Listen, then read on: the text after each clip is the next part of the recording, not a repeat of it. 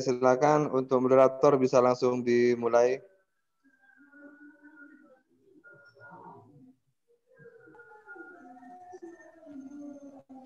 Assalamualaikum warahmatullahi Moderator. wabarakatuh. Iya, Pak. Assalamualaikum warahmatullahi wabarakatuh. Waalaikumsalam warahmatullahi wabarakatuh. Waalaikumsalam warahmatullahi wabarakatuh. Puji syukur, marilah kita panjatkan kepada Allah Subhanahu wa Ta'ala atas rahmat berupa kesehatan sehingga kita bisa melakukan presentasi atau diskusi secara daring.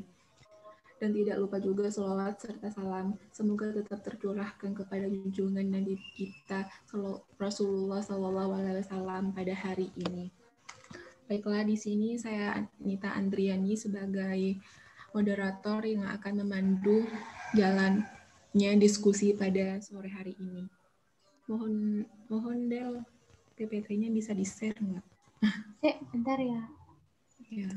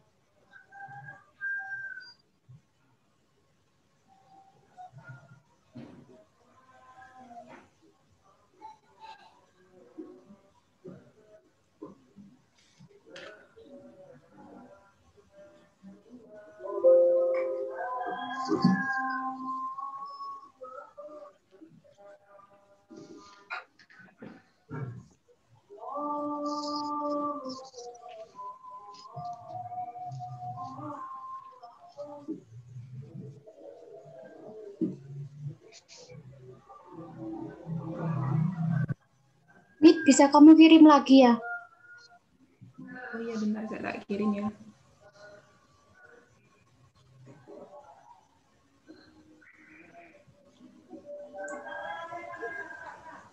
Udah Del.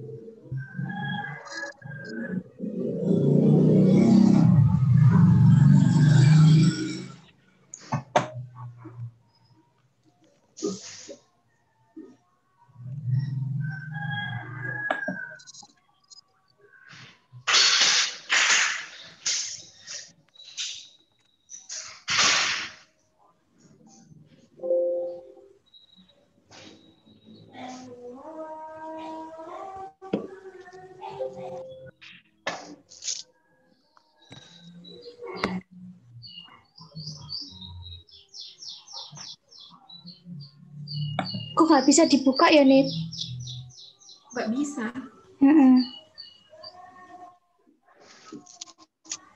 Nggak bisa ngebagiin share apa PPT-nya nggak bisa dibuka. Soalnya Bisa di sini dibuka PPT-nya di bisa dibuka. PPT-nya. Bisa lewat Google itu nggak apa-apa. Ya udah nggak apa-apa Del, yang penting kebuka kita.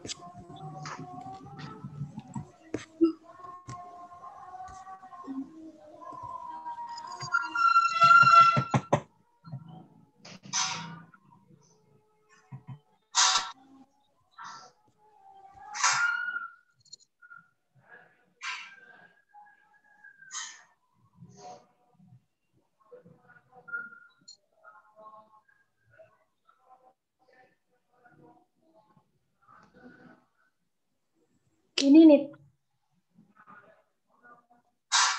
Kelihatan Nit.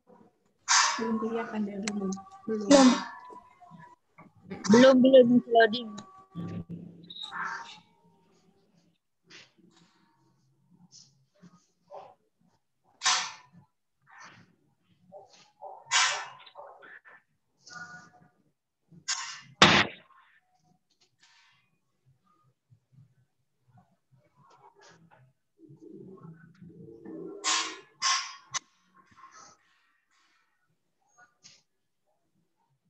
Masih belum, ah? Udah kelihatan, udah.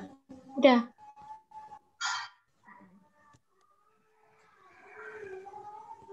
Baik, mohon maaf sebelumnya saya ucapkan kepada teman-teman soalnya waktunya molor. Baiklah, di sini saya Nita Andriani dengan Anissa Dwi Imantari dan Oktaviana akan mempresentasikan mengenai konsep manajemen publik. Baiklah, di sini saya Nita Andriani sebagai moderator sekaligus pemateri utama akan menjelaskan mengenai pengertian manajemen.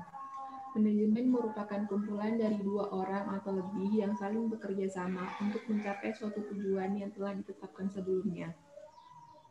Di dalam manajemen terjadi proses kegiatan seperti proses perencanaan, pengorganisasian, pemimpinan, dan pengawasan untuk mencapai tujuan yang ditetapkan sebelumnya.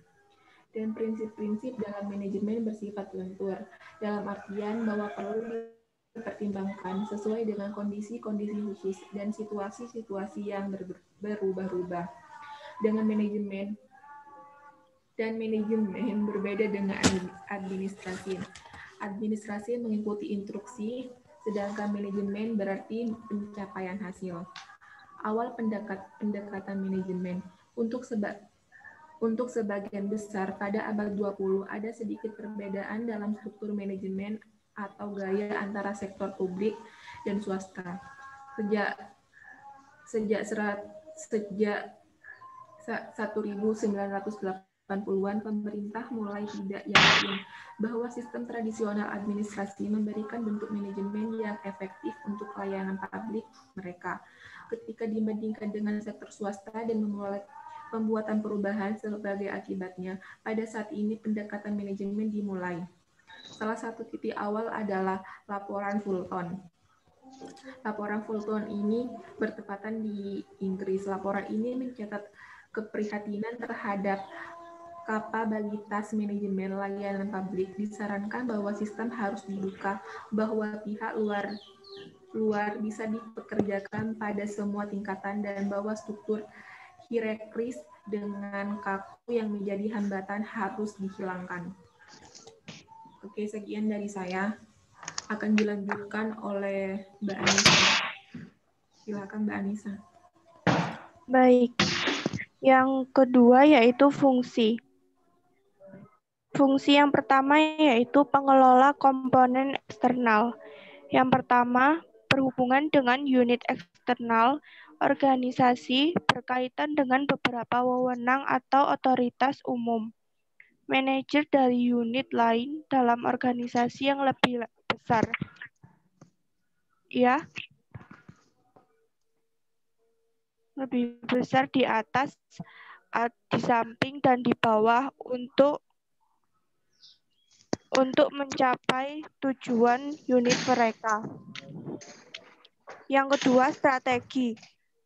Menetapkan tujuan dan prioritas bagi organisasi atas dasar meramal lingkungan, eksternal, dan kapasitas organisasi. Yang kedua, merumuskan rencana operasional untuk mencapai tujuan tersebut. Yang ketiga, pengelola komponen internal. Mengorganisasikan dan menyusun staf. Dalam mengorganisasikan, manajer membentuk struktur atau unit dan jabatan yang diberi wewenang dan tanggung jawab dan prosedur untuk mengkoordinasikan kegiatan dan mengambil tindakan. Yang kedua, mengarahkan pegawai dan sistem manajemen kepegawaian. Yang ketiga, mengontrol kinerja. Yang selanjutnya akan dijelaskan oleh Mbak Nita.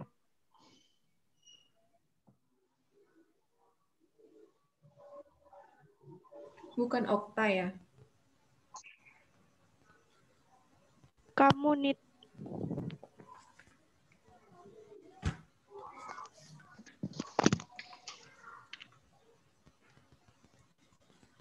Oke.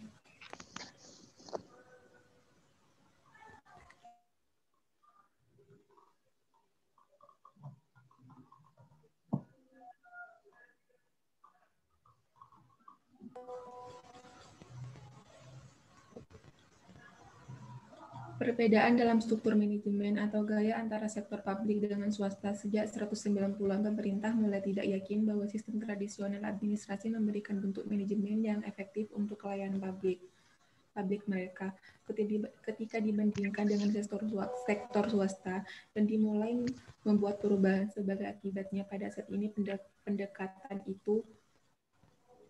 itu dimulai dan dinamakan pendekatan manajerial. Pada tahun 1960-an di Inggris, laporan ini mencatat keprihatinan kepada pendekatan manajerial tersebut. Karena pelayanan publik itu sangat disarankan bahwa sistem harus dibuka lagi agar pihak luar bisa dipekerjakan pada semua tingkatan. Oke, dilanjut oleh Mbak Oktaviani. Manajemen publik baru dikenal sebagai informasi brilian adalah dalam menjalankan kegiatan pelayanan publik yang diselenggarakan pemerintah pusat maupun daerah, yang beranggapan bahwa manajemen yang dilakukan sektor bisnis lebih unggul daripada yang diselenggarakan birokrasi sehingga perlu diganti. Kedua, program manajerial. OECD berpendapat bahwa hampir semua negara mengikuti dua jalan untuk memperbaiki produksi, pelayanan barang, dan jasa yang disediakan oleh sektor publik. Ada 4 jenis perubahan yang merupakan program manajerial. Pertama, perubahan fokus pada output. Kedua, perubahan input administratif. Ketiga, perubahan lingkup badan-badan pemerintah. Dan keempat, mengubah hubungan akuntabilitas dengan kepemimpinan politik dan publik. Fokus pada output. Perubahan utama dalam program manajerial adalah bagian organisasi untuk fokus pada output daripada input. Moto barunya adalah pencapaian tujuan. Ada 5 langkah respon yang telah dikembangkan, yaitu pertama, organisasi menentukan strategi keseluruhannya dan menetapkan tujuan, karena tanpa strategi maka tanpa arah. Kedua, program direncanakan untuk memenuhi tujuan yang ditentukan dalam strategi keseluruhan.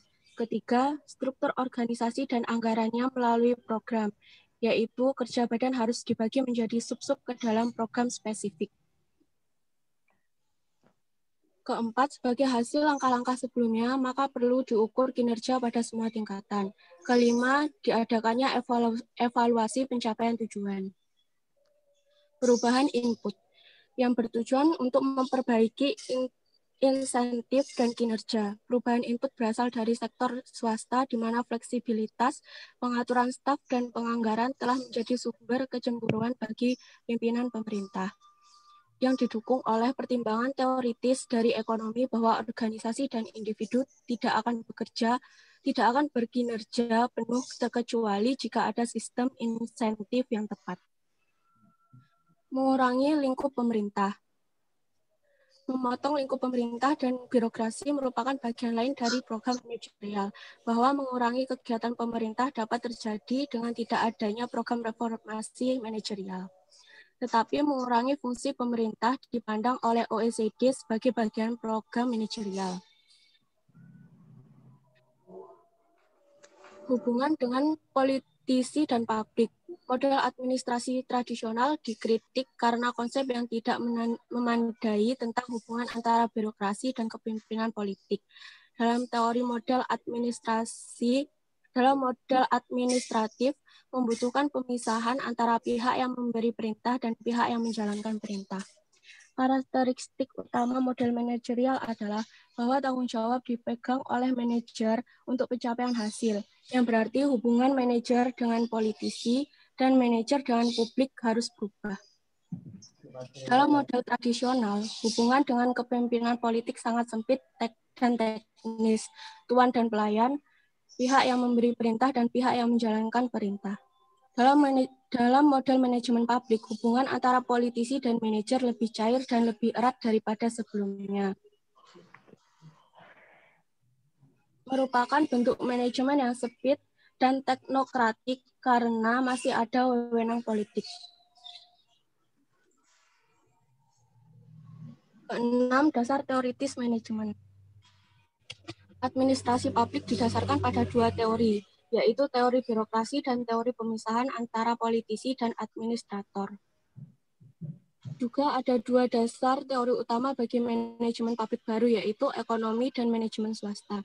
Dasar ekonomi bagi manajerialisme membantunya menarik apa yang paling kuat dari teori ilmu sosial. Ada dua asumsi dalam ekonomi, yaitu asumsi rasionalitas individu yang diasumsikan lebih suka memiliki banyak sesuatu daripada sedikit. Yang kedua, individu membantu menjelaskan model-model yang meluas ke tingkat abstraksi yang tinggi. Manajemen publik dipengaruhi oleh teori dan praktek manajemen swasta. Ada perbedaan yang mendasar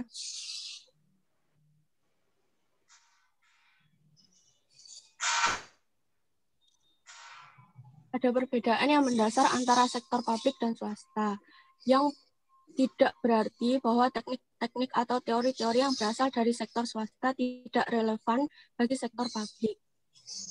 Manajemen swasta membantu manajerialisme dalam hal memisahkan bagian-bagian sistem publik yang dianggap fundamental yang secara fakta tidak.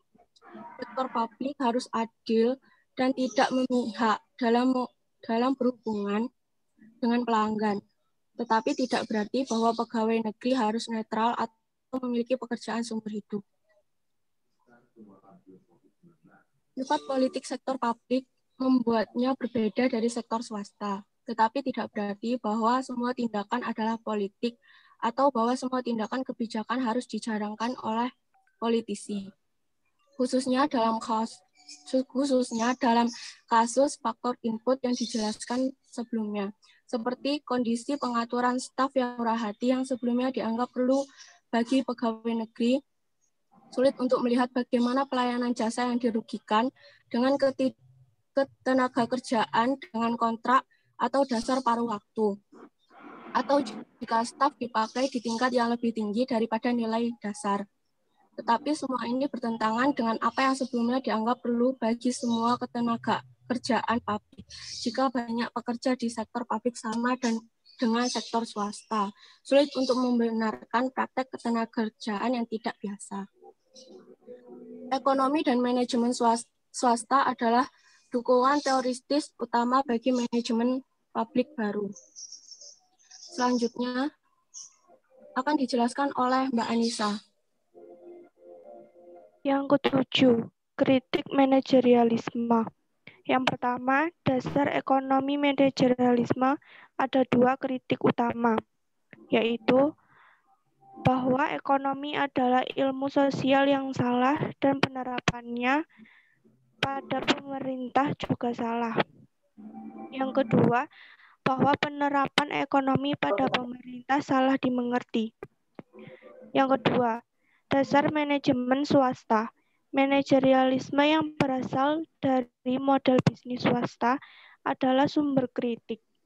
Sektor publik berbeda sehingga model manajemen sektor swasta atau generik tidak relevan dengan operasionalnya.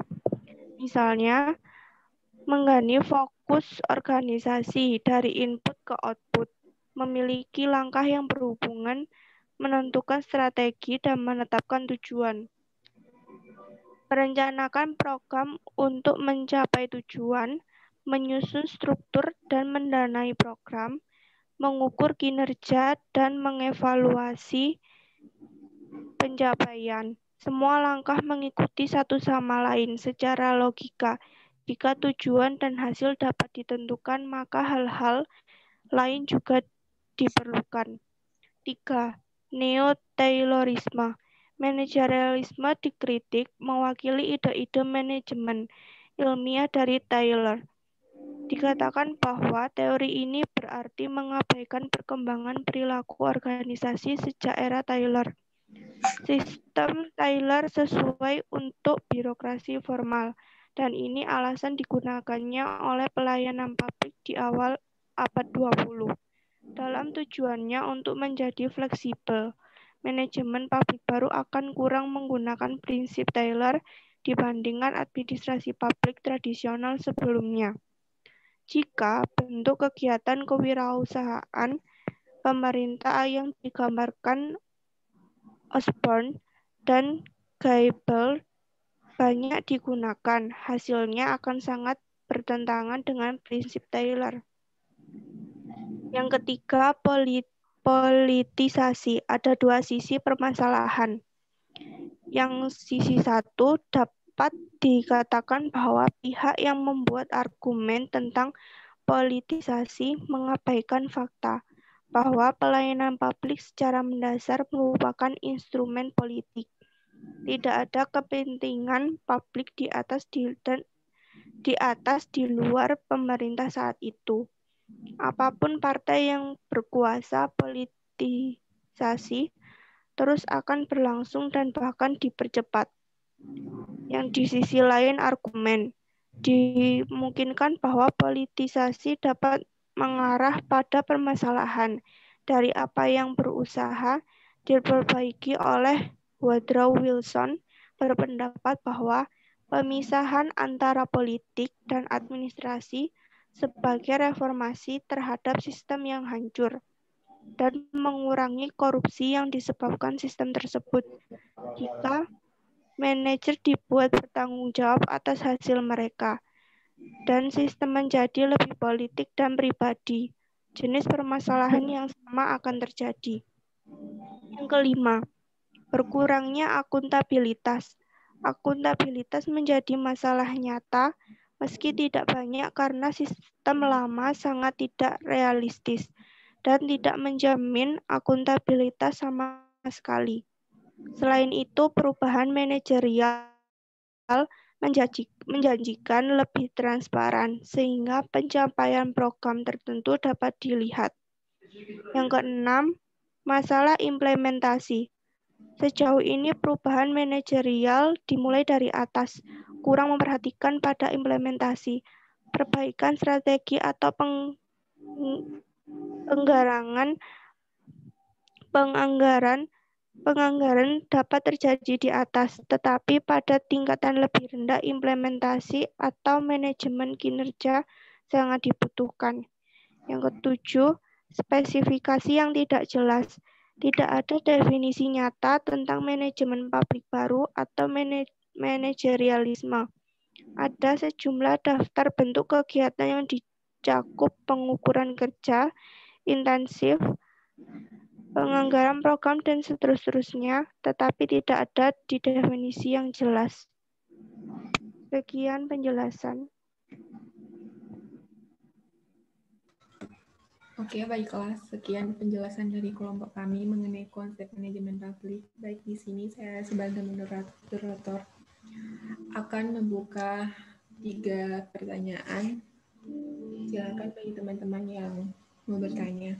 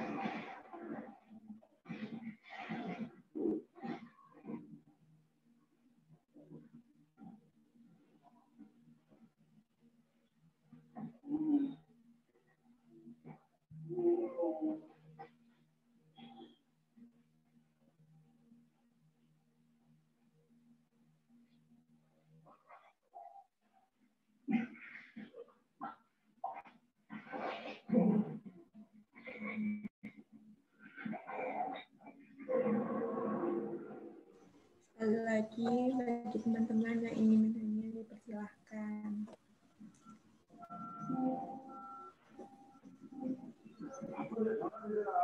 Jika penanya yang kayak, silahkan. Yang mau nanya, silahkan.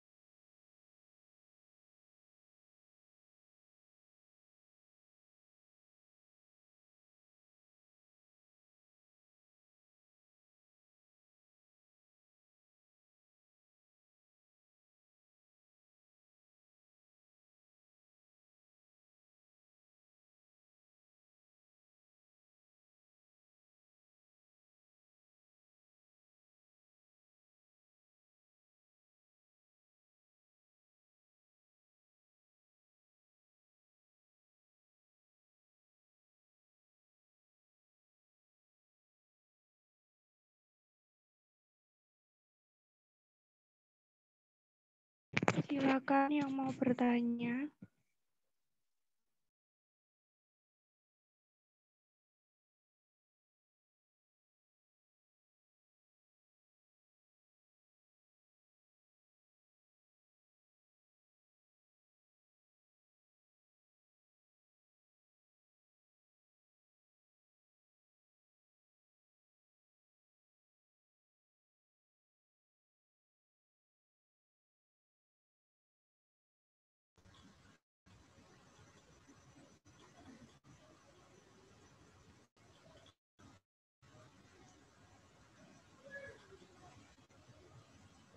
Untuk teman-teman, silahkan untuk bertanya jika ada yang tidak dimengerti.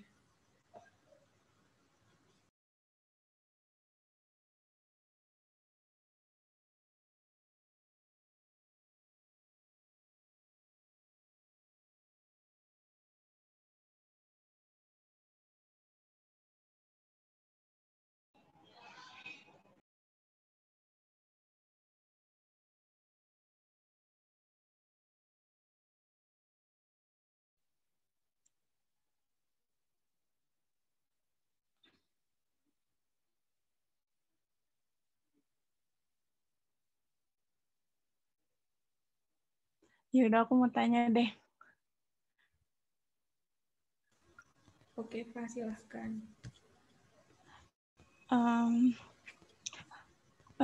Berkaitan dengan masalah implementasi, biasanya yang banyak kita temui itu masalah yang kayak gimana untuk mengimplementasikan. Maksudnya kalau masalah yang banyak yang kita temui yang kayak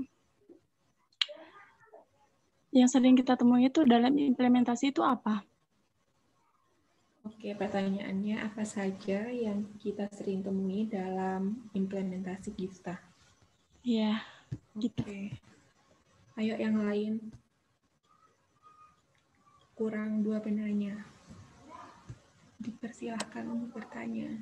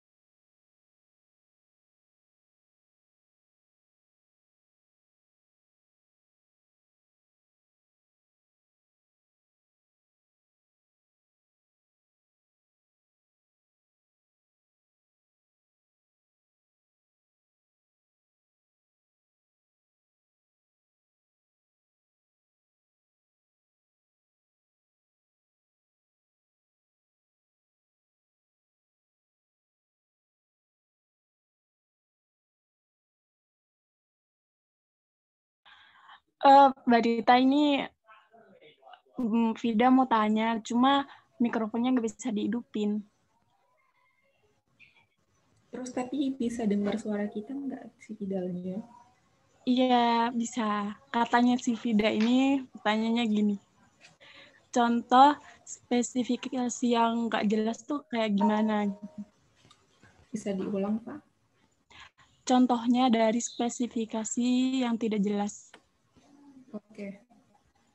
Ya, terima kasih. Penanya lagi.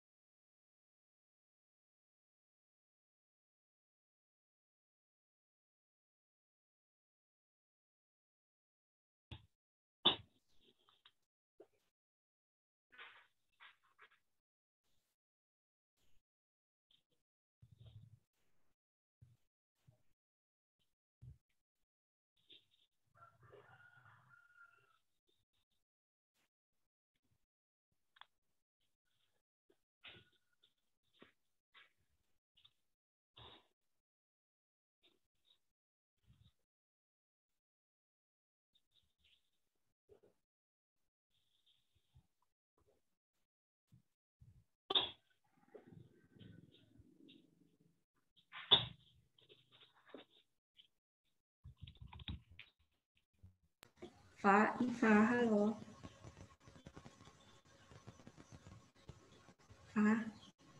Oh iya, Aku mau nanya, ini spesifikasi ini maksudnya dari apa ya? Soalnya tadi aku nggak ngejelasin spesifikasi. Spesifikasi ini dalam materi apa gitu loh.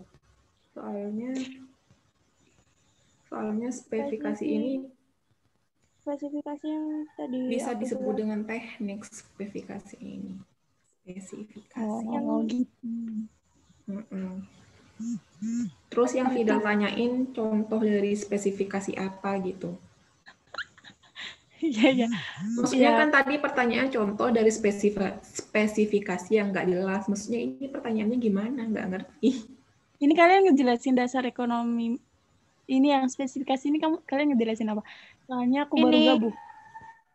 Ini aku ngejelasin yang spesifikasi tidak jelas itu dari macam kritik dari manajerialisme.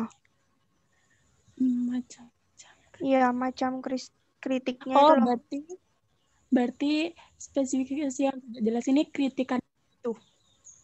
Iya, dari macam-macam kritikan itu. Ini penjelasannya kritikan yang spesifikasi yang tidak jelas itu.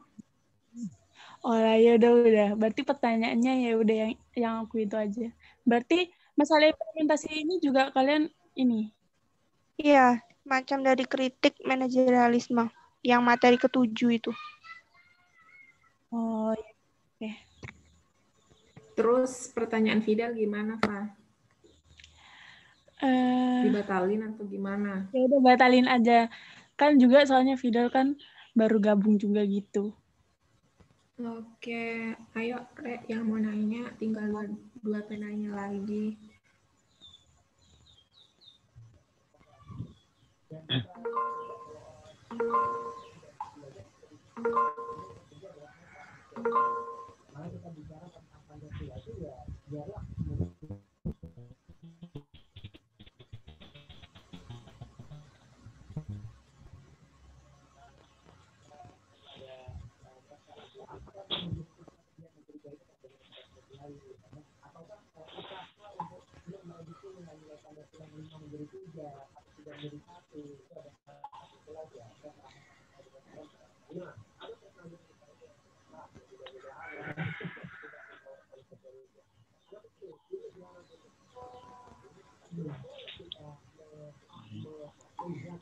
Aku mau bertanya nih. Nita, aku mau bertanya. Iya, Mbak Linda. Kamu suaranya kecil banget sih. Kecil, tak? Silahkan. Jadi gini, banyak faktor yang mempengaruhi dalam penyusunan suatu organisasi. Itu diantaranya ada strategi dan power control.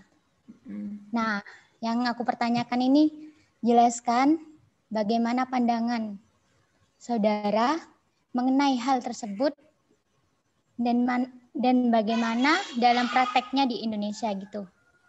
Oke, Mbak Linda, tinggal satu penanya ya, Re.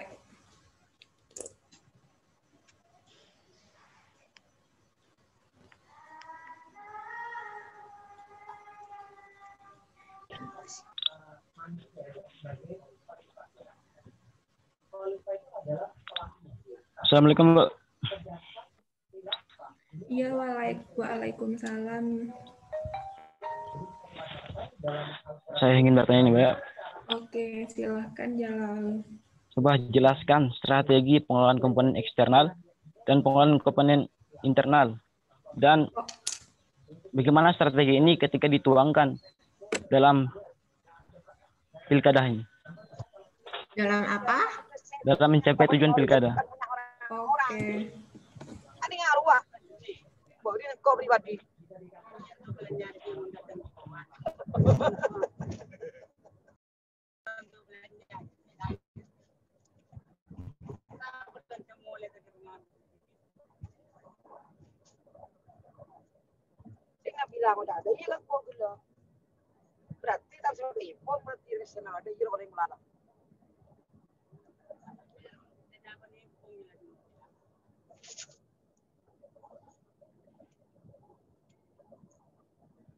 Mas Jala bisa diulang pertanyaannya?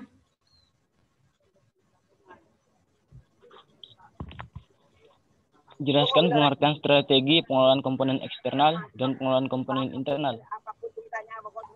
Setelah itu, bagaimana strategi ini ketika dituangkan dalam tujuan mencapai pemilihan kepala daerah? Oke.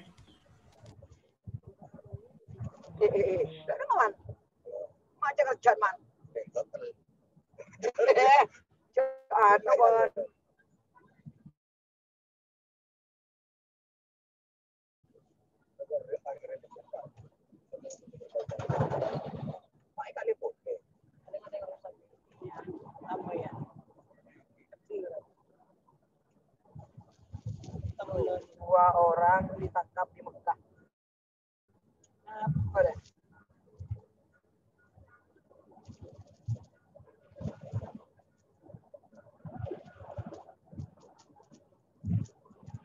Terkait mayat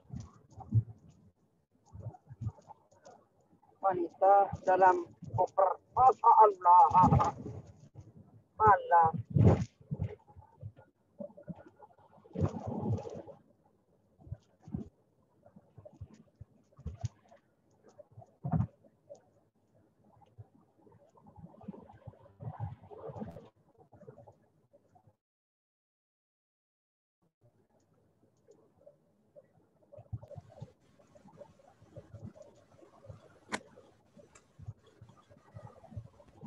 Oke, di sini saya akan menjawab pertanyaan dari Mbak Linda.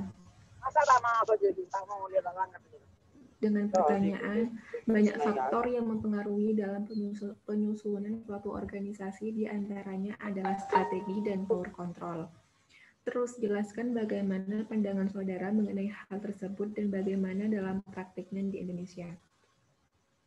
Faktor strategi dalam penyusunan suatu organisasi adalah sebagai komponen perencanaan dan tindakan atau pengambilan keputusan penentu struktur organisasi. Untuk mencapai tujuan penting struktur organisasi mengikuti strategi bagaimana dijelaskan oleh Peter Drucker. Struktur merupakan sarana atau alat untuk mencapai tujuan dan sasaran organisasi. Demikian pula, Alfred Kandel menjelaskan struktur merupakan hasil yang rasional.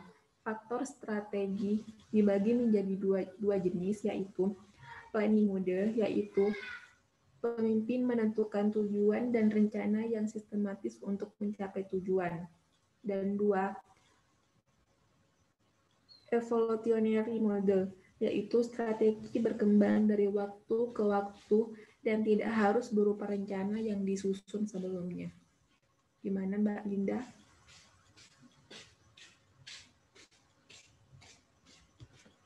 Halo.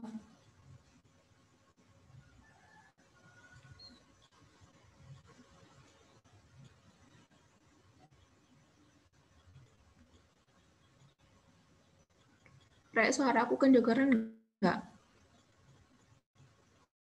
Jelas, jelas. Oh.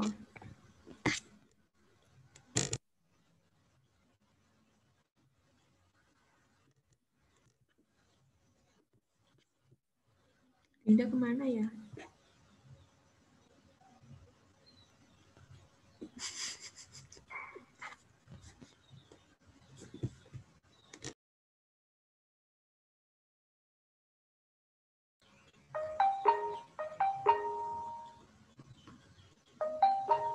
Untuk pertanyaan yang belum dijawab, tak tampung dulu ya, Rek. Masih tak cari jawabannya. Terima kasih.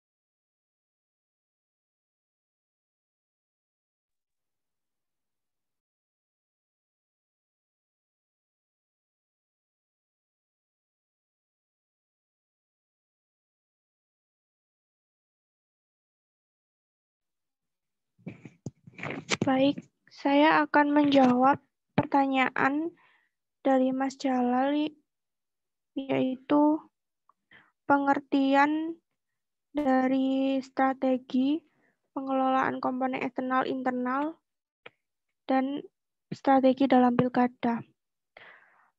Strategi yaitu menetapkan tujuan dan prioritas bagi organisasi atas dasar meramal lingkungan eksternal dan kapasitas organisasi, merumuskan rencana operasional untuk mencapai tujuan tersebut.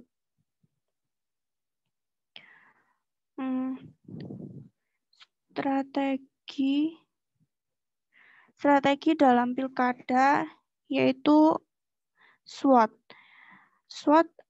Analisis SWOT adalah suatu metode perencanaan strategis yang digunakan untuk mengevaluasi faktor-faktor yang menjadi kekuatan. SWOT itu terdiri strengths, weakness atau kelemahan, opportunities atau peluang, dan threats ancaman yang mungkin terjadi dalam mencapai suatu tujuan dari kegiatan proyek atau kegiatan usaha atau institut atau lembaga dalam skala yang lebih luas. Untuk keperluan tersebut, diperlukan kajian dari aspek lingkungan, baik yang berasal dari lingkungan internal maupun eksternal yang mempengaruhi pola strategi, institusi atau lembaga dalam mencapai tujuan.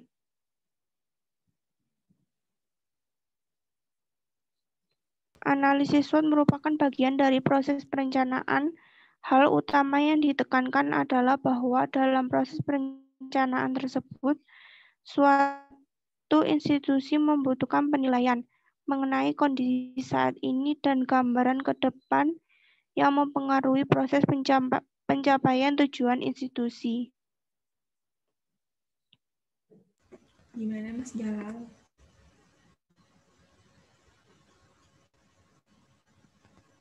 Mas Jalal. Oke, baik. Tapi coba diulangi lagi Mbak tentang tadi kan ada peluang atau apa tadi? Dari mana Mas mau diulang Mas? Tadi kan ada jawaban tentang peluang apa dan sebagainya. Oke Mas, diulang dari peluang yang tadi kamu jelasin. Bentar. Ulang. Memang mohon maaf Mas Jalal, suaranya putus-putus. sama Mbak, putus-putus juga di sini.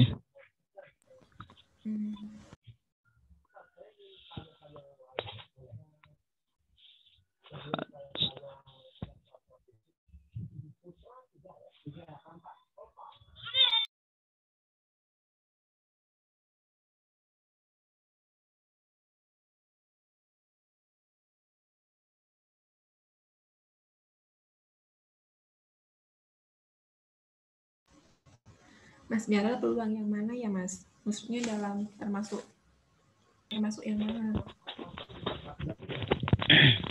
Coba jelasin. Ada tadi kan yang digunakan, maksudnya tadi yang pertama dengan bahasa Inggris, perlu diartikan dengan bahasa Indonesia. Ada 3 kayaknya tadi kan? Iya.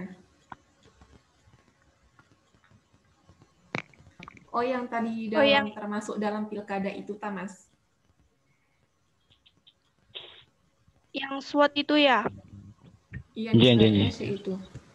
Iya.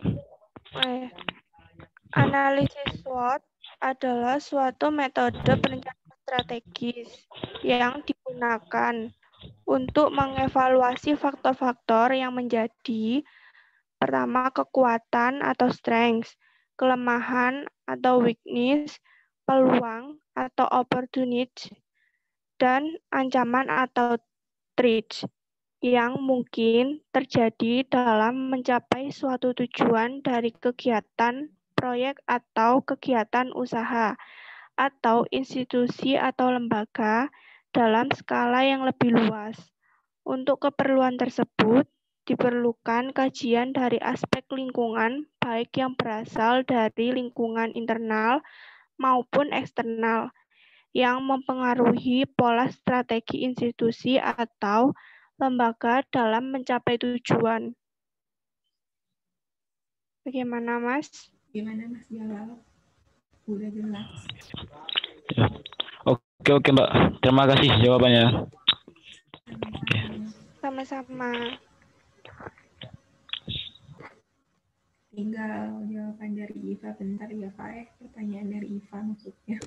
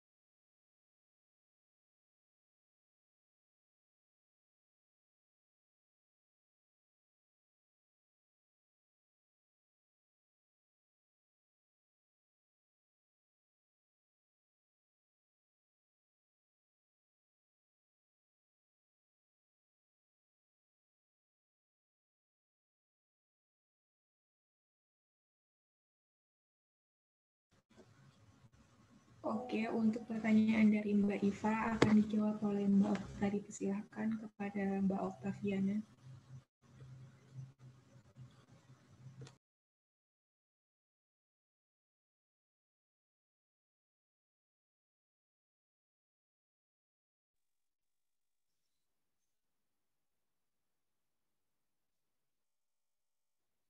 Saya akan menjelaskan contoh implementasi dalam wawasan Nusantara.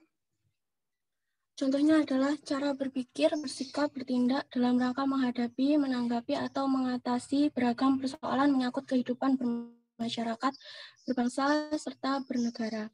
Implementasi wawasan Nusantara senantiasa bertujuan pada kebutuhan rakyat dan lokasi tanah air secara utuh, serta menyeluruh sebagai berikut. Implementasi wawasan Nusantara dalam kehidupan politik bakal membuat iklim penyelenggara negara yang sehat serta dinamis. Gimana Mbak Iva? Iva, kemana kamu, Iva?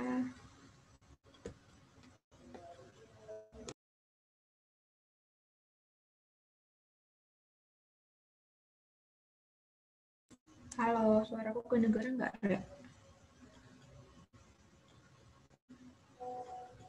Dengar kok. Iva mana ya? Iva?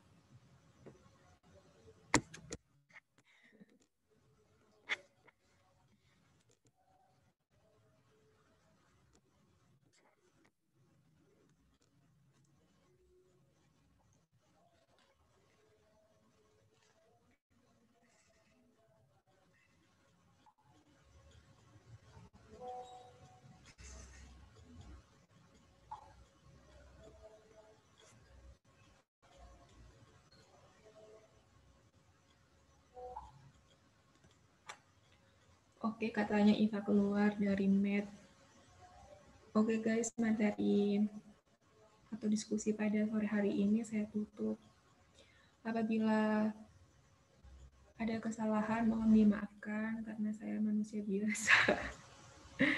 Sanita Andriani dan dua teman saya, Anissa Dwi Imantari dan Octaviana, mohon pamit. Wassalamualaikum warahmatullahi wabarakatuh. Terima kasih atas partisipasinya.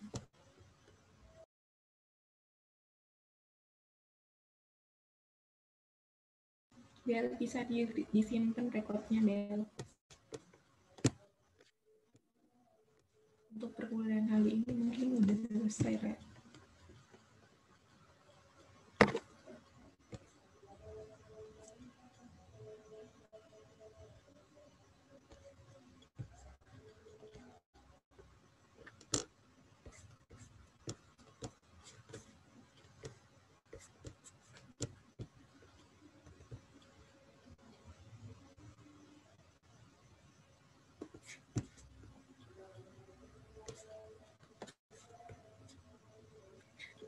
Ini gimana, mau ditutup?